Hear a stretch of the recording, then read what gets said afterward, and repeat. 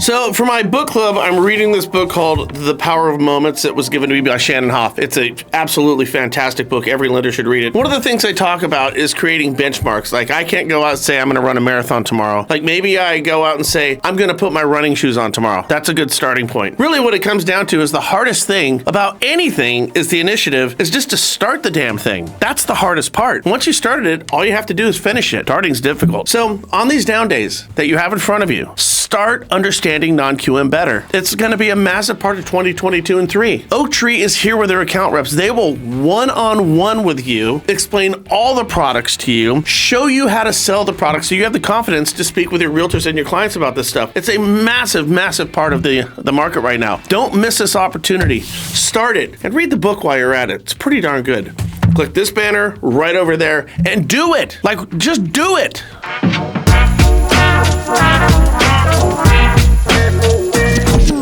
All right, this is big and you've probably already seen it, but HUD now allows double dipping on FHA, VA, and USDA loans. So what does this mean? Well, now you can be both the lender and the realtor on all of HUD's products. Fannie Mae and Freddie Mae, they allowed this for years, but HUD's always abstained. But not anymore. The FHA released Mortgagee Letter 2022-22. The FHA will now permit all other individuals to have multiple compensation rules for services actually performed and permitted by HUD, provided that the FHA insured transaction complies with all applicable federal, state, and local laws, rules, and requirements. Now, before you get too excited on this stuff here, if you're a realtor looking to be a lender so you can get all that jack, you just walked into a whole new world of regulation that makes your real estate regulation look like rules on an 8th grade playground. Not to be stifled with, I assure you. And understand, writing a loan is a whole new animal, and 1003s are not real estate contracts.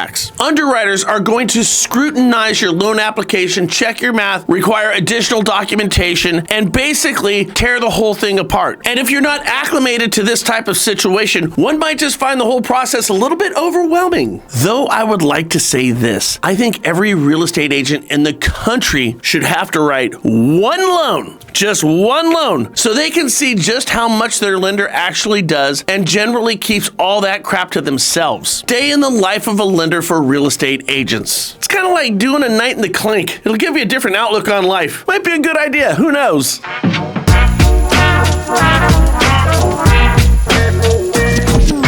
I'd rather deal with another round of COVID than inflation. I'd rather deal with a triple-demic than inflation, because our set solution for inflation is to systematically destroy careers and lives. At least with COVID, our solution is to keep people upright and moving. The solution to inflation is to put people down and out. You gotta admit it's true. Quit spending so prices come down. How do we do that? Well, we put you out of work or make things too expensive for you to buy. Thanks a lot, gas. Super cool, bread. Way to go, restaurant prices. Now, here's the point. As you can see from this Fred graph, new home completions are significantly up, and that's good. Housing completions, privately owned housing completions in November were at a seasonally adjusted annual rate of 1,490,000. This is 10.8% above the revised October estimates of 1,345,000 and is 6%. And that's good news. More impressively, the vast majority of these homes are small 2-bedroom smart homes. See, the more homes that we build, the more we dilute our overwhelmingly pent-up demand, and that, my friends, has a positive effect on inflation because it brings home prices down. You heard me right. Build a crap load of small homes, mandate it, make it a freaking presidential order, and inflation will start to come down. Not to mention you're going to put more people to work. The problem is, housing starts and permits are down in May 2020 numbers. Though we've got some newly minted homes that have been completed, it's anemic compared to the number that we need. And in the grander scheme from the National Association of Home Builders, they still have their constituency builders driving their companies in reverse. Almost as if they want inflated prices and don't give a damn about inflation and the effects on the rest of the country. Profits over people? Nah, that can never happen. Now, here's another thing that's disconcerting. The Fed's overestimated second quarter job growth by over 1 million jobs. Or to put it another way, the Feds cooked the books saying we were doing 1 million jobs better than we actually were right before the elections. Almost as as if they inflated those numbers to curry favor with voters, or they lied to us to get our vote, only to come out now after the elections and correct their million hire mistake. That would never happen. Here's the point. If the Fed thinks that jobs are hotter than they really are, that could affect their monetary decisions now, couldn't it? And like hiking rates, which makes everything painfully more expensive for all of us, and shrinking their balance sheet, which is why you're selling rates in the 7s. Wouldn't it just chap your ass to know that the rates you're selling right now are based in part on faulty data that was put out to win seats in Congress? But again, that would never happen, right? Have a great day. I'll see you guys tomorrow.